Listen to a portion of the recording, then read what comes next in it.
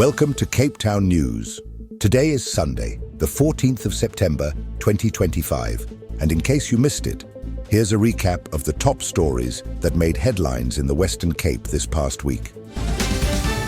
The start of Heritage Month was marked with a moment of pride in George, where National Deputy Minister of Human Settlements Thandi Mahambehlala, Western Cape Minister of Infrastructure Tertwis Simmers, and Executive Mayor Jackie von Brandis gathered to hand over homes and title deeds at both the Cypherfontein and Metro Grounds housing projects.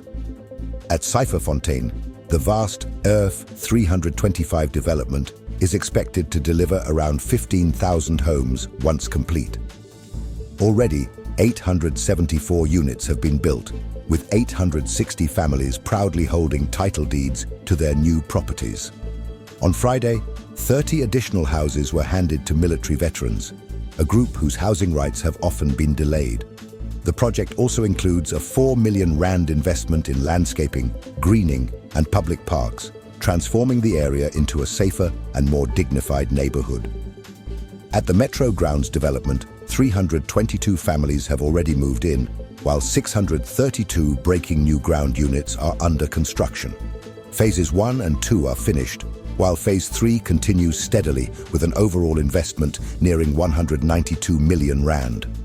All work is expected to be completed by December.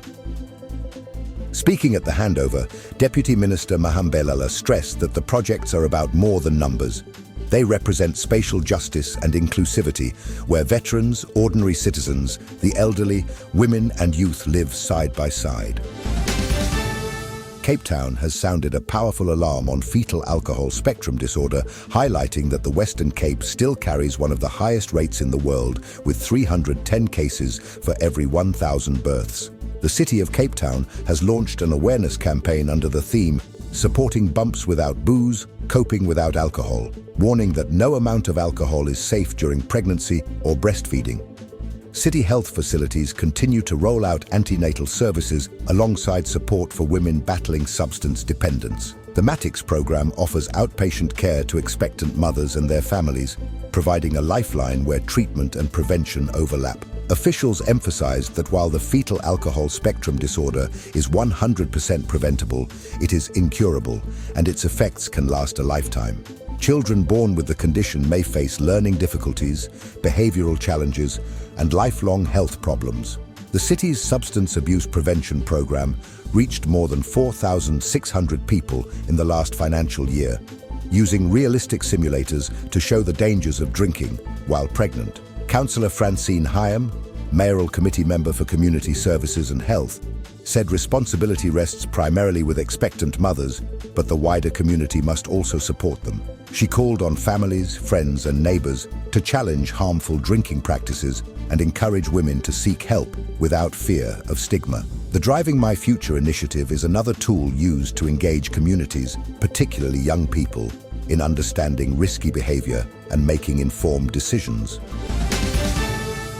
The community of Citrusdal is celebrating a moment of relief and pride as Western Cape Minister of Infrastructure Tertwis Simmers officially reopened the main road 310 on Monday, restoring the town's vital connection to the N7. The road, a lifeline for farmers, workers and residents, was washed away during devastating floods on the 13th of June 2023 and again on the 11th of July 2024, when the Olifants River burst its banks and altered its course.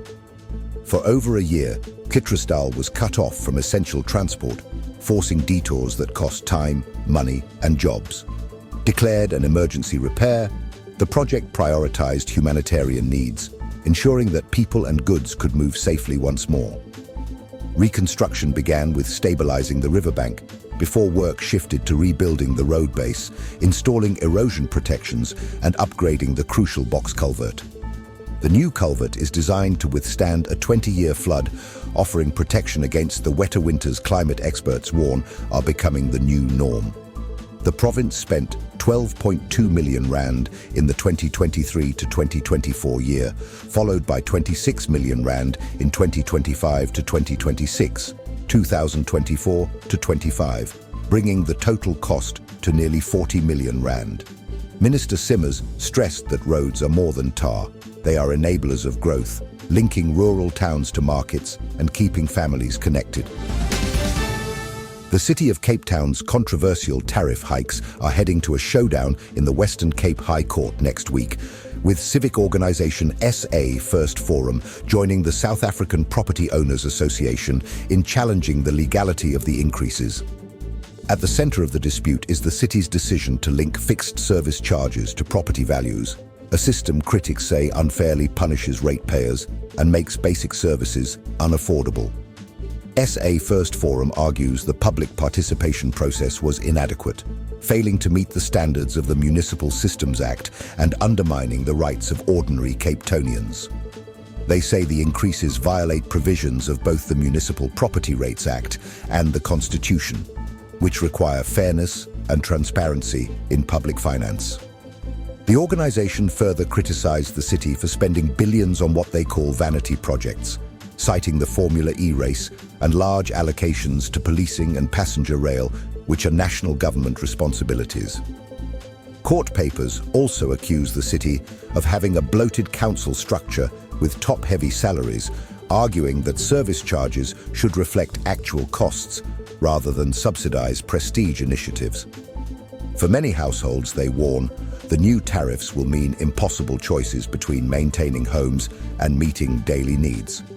The city, however, is standing firm. Mayor Jordan Hill-Lewis said, the budget protects homes valued under 2.5 million rand, offers extended relief to the middle class, and secures critical infrastructure investment.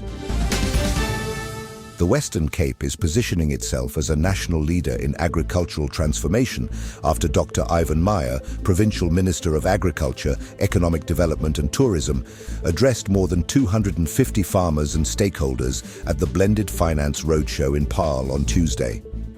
Hosted by the National Department of Agriculture in partnership with the Land Bank and ABSA, the roadshow was created to empower historically disadvantaged farmers by giving them access to finance, reducing risk, and supporting their commercialization. Minister Meyer described the blended finance model as a game changer, combining government grants with the discipline of private sector loans to unlock growth in agriculture. He emphasized that the model directly targets women, youth, and people with disabilities, ensuring those previously excluded from opportunity can now compete fairly in the market. The Drakenstein Executive Mayor Stephen Corriby welcomed participants, highlighting the region's role in exporting citrus, wine, and deciduous fruit. Farmers from all 8 districts of the Western Cape attended, joined by commodity organizations, private sector leaders, and agricultural extension officers. Minister Meyer underlined that agricultural transformation is not just about land or outputs, but about investing in people, building resilient rural communities, and safeguarding food security. The roadshow also showcased the province's leading agricultural commodities under the Agriculture and Agro-Processing Master Plan, known as AAMP, such as wine grapes, grains, citrus, poultry, red meat, and deciduous fruit. The minister concluded by encouraging farmers to seize this opportunity, saying, "This is your time." Cape Townians are once again being asked to carry the financial burden of municipal mismanagement after it was revealed that ratepayers have paid 1.6 million rand over the past 2 months to cover the salaries of 28 suspended employees. City spokesperson Luthando Taihalibongo confirmed the suspensions, which took effect on the 1st of July, saying the costs included salaries, replacement staff, and mediation, but excluded legal fees. The employees face charges ranging from gross dishonesty and gross negligence to sexual harassment, assault, and bringing the city into disrepute. While some suspensions have already ended in dismissals, other cases remain unresolved. The ANC caucus leader in the city, Ndithini Taihido, condemned the DA-led administration, calling the expenditure wasteful and a sign of governance failure. Civic activist Sandra Dixon of Stop COCT labelled the issue a crying shame, warning that allowing suspensions to drag on could see costs balloon further. The Fish Hawk Ratepayers Association's Peter Fisi acknowledged the legal requirement to pay suspended employees, but said ratepayers deserve answers. The Good Party echoed criticism, accusing the DA of hypocrisy for claiming efficiency, while millions are wasted on misconduct. Tai Halibongo insisted that the city takes misconduct seriously, citing ethics campaigns, training, and accountability measures as part of ongoing reforms. With the city employing more than 27,000 people, ratepayers are demanding faster resolutions. The Western Cape government has set out a firmer direction to tackle gang violence, with Premier Alan Winde and provincial ministers outlining their strategy during a Digicon on Wednesday afternoon. Central to the discussion was the newly released Policing Needs and Priorities, or PNP report, which highlighted chronic underfunding, staffing shortages, and infrastructure gaps that continue to hinder frontline policing. Premier Winde stressed that crime cannot be fought in isolation, insisting that collaboration between government, business, and communities is essential. He explained that poverty, unemployment, and even immigration play a direct role in fueling organized crime, and that violence has become so ingrained in local culture that information, education, and community partnerships are vital for change. International experts joined the conversation, including the Global Initiative Against Transnational Organized Crime, which has been piloting legal mentorship support at the Grassy Park Police Station to strengthen prosecutions. Executive Director Mark Shaw emphasized that intelligence and community resilience, not military deployments, are the key to progress. He argued there is no single solution, but systematic implementation and leadership will make the difference. The PNP report also exposed alarming numbers. The Western Cape had 20,000 police officers in 2016, but by 2025, only 13,000 remain. Provincial Minister of Police Oversight and Community Safety, Alan Winde, said the PNP is the most important instrument for shaping policy, influencing national resource allocation, and ensuring that community voices are heard. Cape Town is once again reeling from a wave of deadly violence after 6 people were shot dead in just 2 days. The killings began in Eikendal, where 2 people, aged 20 and 22, were gunned down on Sunday. A day later, Wallisdean in Kryfontein saw one of its darkest nights. At 11:30 in the evening, 2 young women, aged 19 and 25, were shot and killed, while another was critically injured. Only minutes later, 2 more women in their 20s were executed in a bedroom nearby. Police believe the incidents may be linked. The killings add to a citywide toll that includes a man murdered in a magistrate's court last week, the 3rd such courtroom killing since April. Police have confirmed that targeted operations are underway to seize firearms and ammunition in hotspots, particularly across the Cape Flats. Lynn Phillips, from the Cape Flats Safety Forum, described daily life in these communities as living inside a war zone, where gunfire is constant. Acting Police Minister Firoz Kachalia admitted during a community meeting that there is no proper plan in Cape Town to tackle gang violence, as local police lack the capabilities for intelligence-driven operations. National data shows more than 26,000 murders took place across South Africa last year, with nearly 3,500 recorded in Cape Town alone. The Western Cape High Court has ruled that the January raid on the offices of Alderman J.P. Smith and Xanthia Limburg was unlawful, marking a major political and legal turning point for the city of Cape Town. The raid, executed by the SAP's Commercial Crimes Unit on the 24th of January 2025, was linked to a tender fraud investigation in the construction sector. Smith and Limburg challenged the action in court, arguing that it was a calculated attempt to discredit them. Yesterday's judgment sided firmly with the applicants, ordering SAPs to return all confiscated devices, including any copied data, and requiring the Minister of Police to pay the costs of the application. Smith described the raid as a smear campaign designed to derail the city's fight against gangs and organized crime. He said when city investigations started disrupting drug networks and seizing illegal firearms, retaliation quickly became personal. Smith also highlighted years of intelligence warnings of threats against his safety. The political implications of the ruling have also reignited debate over Mayor Jordan Hill Lewis's handling of the case. Critics accused him of protecting Smith and Limburg while swiftly suspending and later firing Municipal after his office was raided. Hill Lewis defended the differing actions, noting that SAPS provided credible evidence in Boy's matter, but none in the case involving Smith and Limburg. The court's ruling is now seen as a vindication of Smith and Limburg, while also raising serious concerns about the use of raids without substantive evidence. It underscores the growing friction between city leaders and SAPS, with the DA-led administration maintaining that their crime-fighting efforts remain targeted because of their effectiveness. Cape Town marked a major milestone in sustainable public transport this week, with the official switch-on of South Africa's largest electric vehicle charging station. Golden Arrow Bus Services unveiled its Arrowgate depot in Epping, a facility capable of charging 60 electric buses simultaneously, with expansion set to power all 120 of its electric fleet by the end of October.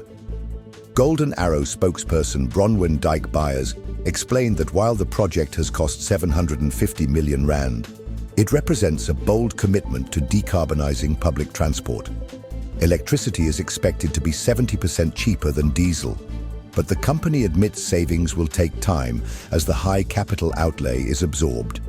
The depot was built in just 4 months, in partnership with Chinese manufacturer BYD, which supplies Golden Arrow's B12 electric buses. Each bus seats 65 passengers and uses advanced lithium iron phosphate batteries with BYD's 6-in-1 controller system. Alongside Arrowgate, Smart EV, the company behind the depot, has launched Cape Town's first public EV charging station near the V&A waterfront.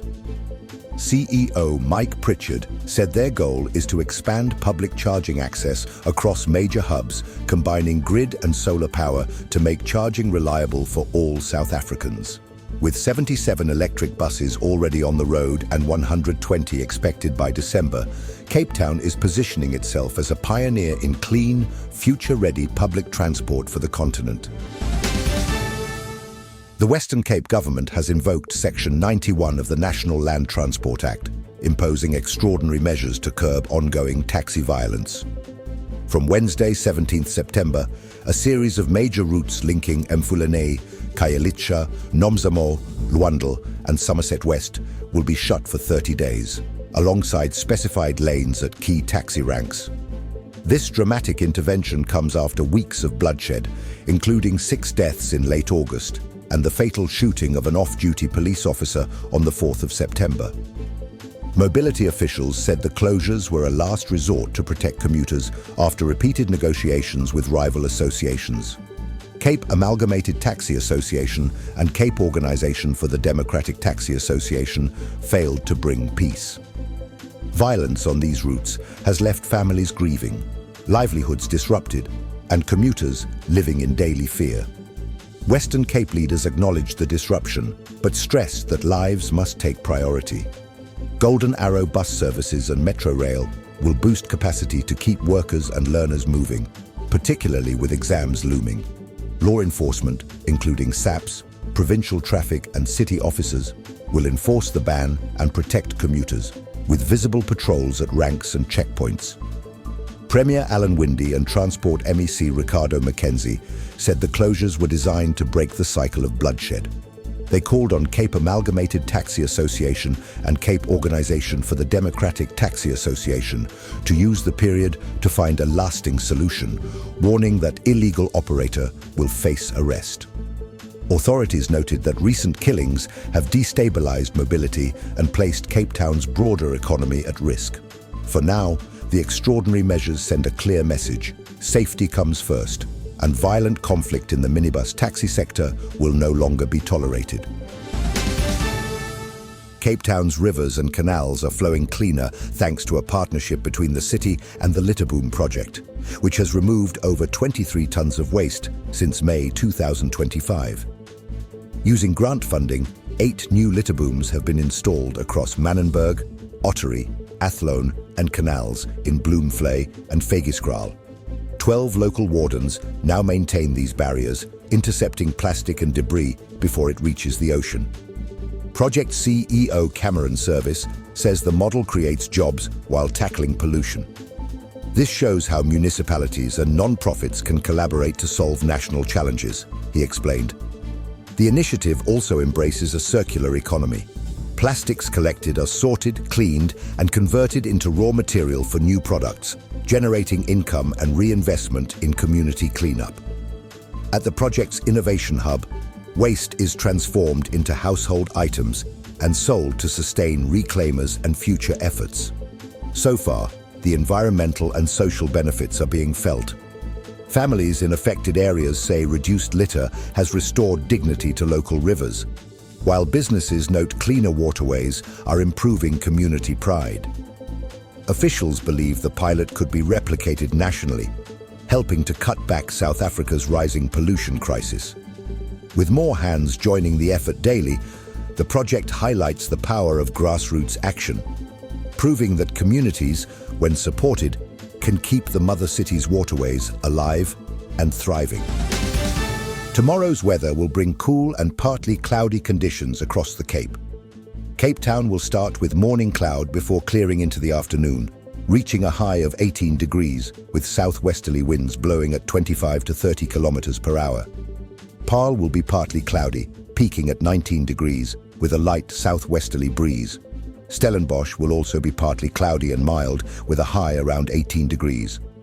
At sea, expect southwesterly swells of 2.5 to 3 meters. High tide will be at 5:14 in the morning and again at 17:40 in the evening. Low tide will be at 11:32 before noon and just before midnight at 23:59. Sunrise is at 6:48 and sunset at 18:36, setting up a crisp, cool start to the new week. With that, we wrap up this week's recap, and now you know what's happening in the mother city. Thank you for watching Cape Town News. Make sure to subscribe and hit the notification bell so you never miss a story. We appreciate your support. Let us know your thoughts in the comments below. Don't forget, the next bulletin drops tomorrow at 12 noon on YouTube. Meanwhile, stay safe, informed, and connected.